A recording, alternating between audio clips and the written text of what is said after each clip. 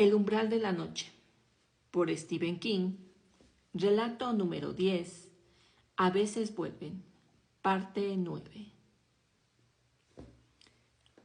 Aula 33.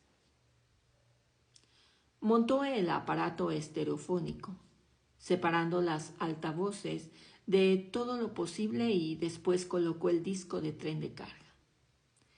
El estruendo brotó de la nada y aumentó de intensidad hasta poblar toda la habitación con el desapacible traqueteo de las máquinas diésel y del acero sobre el acero.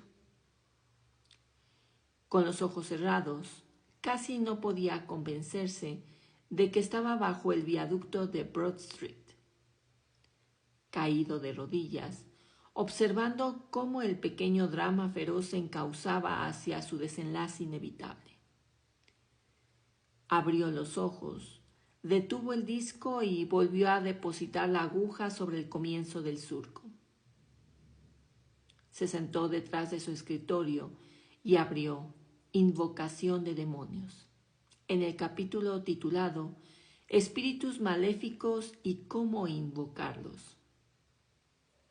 Sus labios se movían a medida que leía y de cuando en cuando hacía una pausa para extraer de su bolsillo determinados elementos que depositaba sobre el escritorio. En primer término, una vieja y ajada foto Kodak de él y de su hermano. En el césped del frente de su casa de apartamentos de Broad Street, donde habían vivido. Ambos tenían cortes de pelo en cepillo idénticos y sonreían tímidamente en dirección a la cámara. En segundo término, un frasquito con sangre. Había cazado un gato vagabundo y lo había degollado con su cortaplumas. En tercer término, el cortaplumas mismo. Por último, la habanada de una vieja gorra del equipo infantil de béisbol, la gorra de Wayne. Jim había alimentado la secreta esperanza de que algún día él y Sally tendrían un hijo que podrían usarla.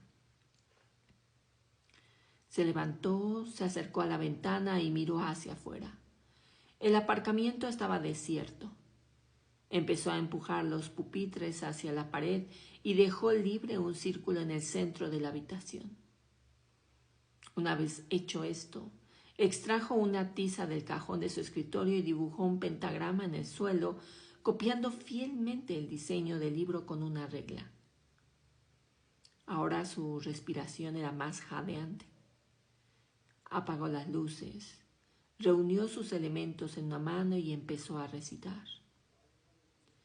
Padre de las tinieblas, escúchame por mi alma.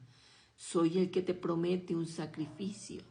Soy el que te implora una oscura recompensa por el sacrificio. Soy el que busca la venganza de la mano izquierda.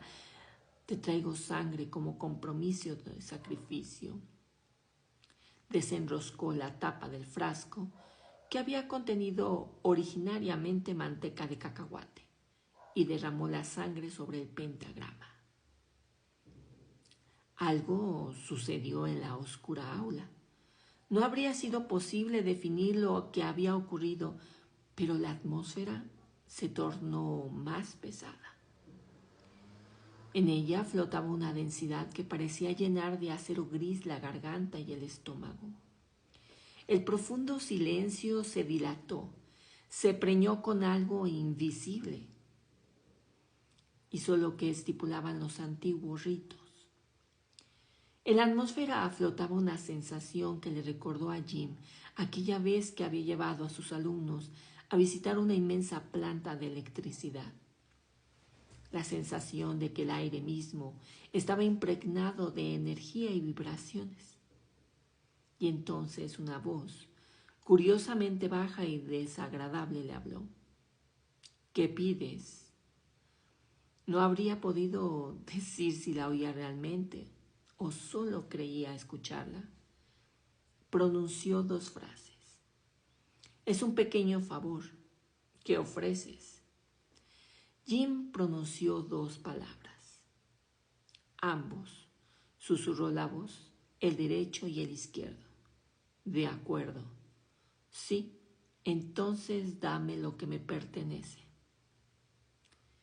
Jim abrió el cortaplumas, se volvió hacia el escritorio, apoyó la mano derecha abierta sobre la superficie y se amputó el índice derecho con 4 vigorosos cortes.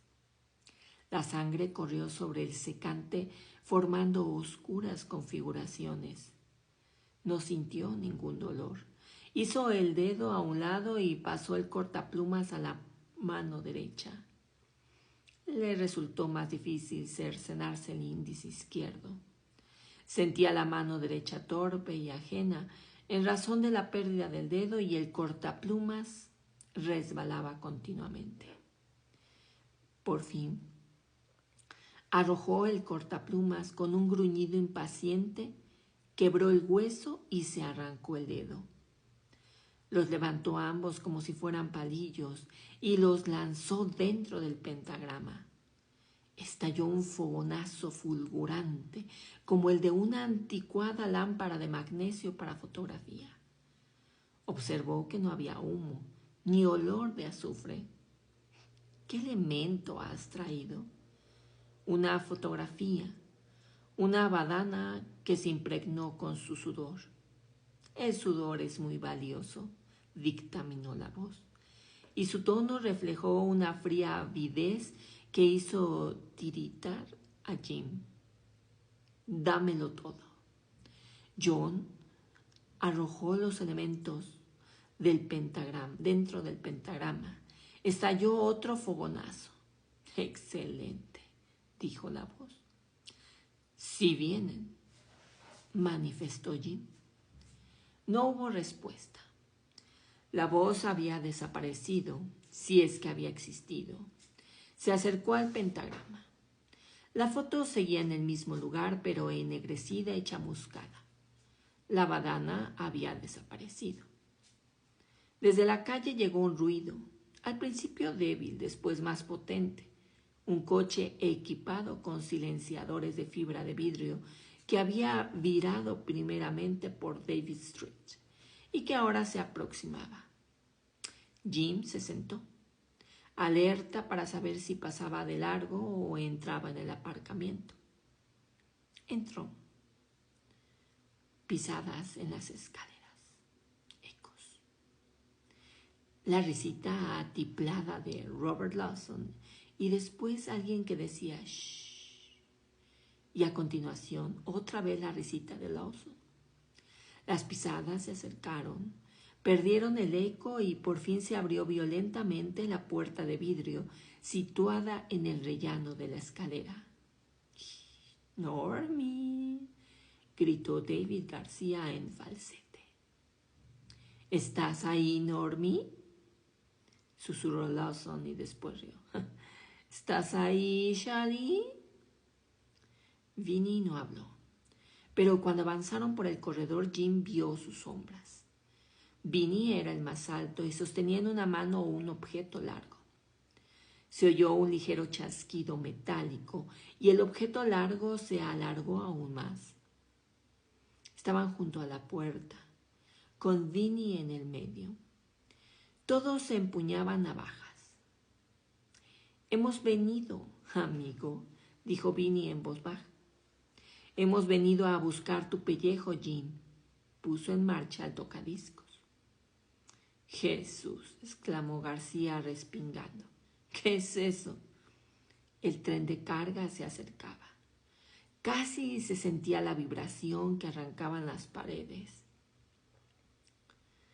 El ruido ya no parecía brotar de los altavoces, sino del extremo del pasillo, de unos rieles situados en un punto lejano de tiempo y espacio. «Esto no me gusta, amigo», dijo Lawson. «Ya es demasiado tarde», manifestó Vinnie. Se adelantó y blandió la navaja. «Danos tu dinero, papá». «Vámonos», García retrocedió. «¿Qué diablos?». Pero Vinnie no titubeó. Les hizo señas a los otros para que formaran un semicírculo y tal vez la expresión que brilló en sus ojos